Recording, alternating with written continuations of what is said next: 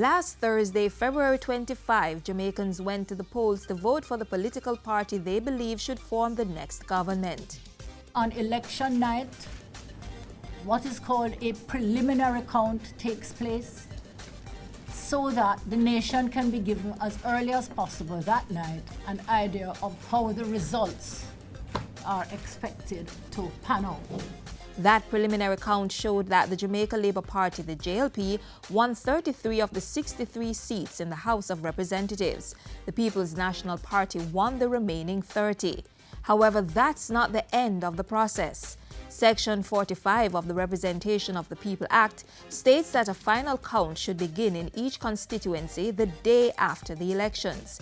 In this case, the final count began on Friday, February 26. It proceeds continuously with each returning officer examining each ballot box, using the election and reconciling the number of votes validly cast, the number of rejected ballots, the number of spoiled ballots, and the number of unused ballots to ensure that every single ballot is accounted for. During this process, two constituencies gained national attention, that of St. Mary Southeastern and St. Thomas Western. Let's begin with St. Mary Southeastern. It turned out that in the final count, the PNP's Dr. Winston Green got more votes than the JLP's Dr. Norman Dunn. But why did the preliminary results show otherwise? In tallying the votes, the statement is done up and given to the agents. In this case, all the statements were done correctly. However, in writing the results on the box, there was some transposition error on one of the boxes, where someone who should have gotten 100 and odd was given the lower number, and the person who should have gotten the lower number got the 100 and odd. So it was a simple transposition error in that constituency on one of the boxes. And that accounted for the majority of the difference that was erased. Dr. Dunn has, however, requested a magisterial recount. That means a resident magistrate's court will again tally the votes in St. Mary Southeastern and determine who got the majority. The decision of that court is final. Now to the constituency of St. Thomas Western, contested by the JLP's James Robertson and the PNP's Marsha Francis. Normally, the final count happens in the respective constituencies. But what we found was that a number of persons were gathering for that count.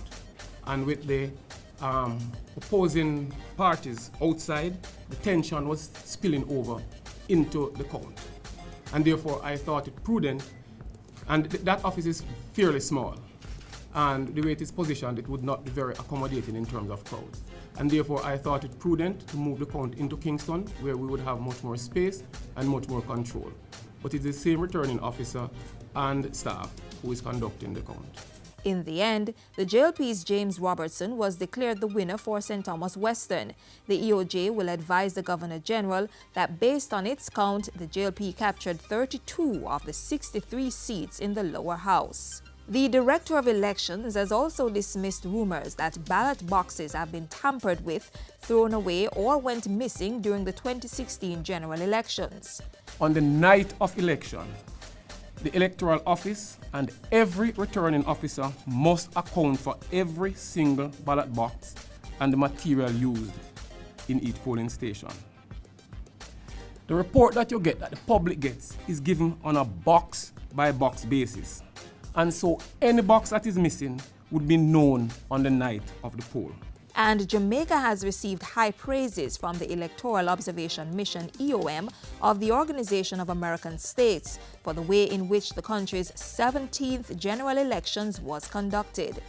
Mission Chief Janet Bostwick said she observed several good practices which could be beneficial to other countries in the region.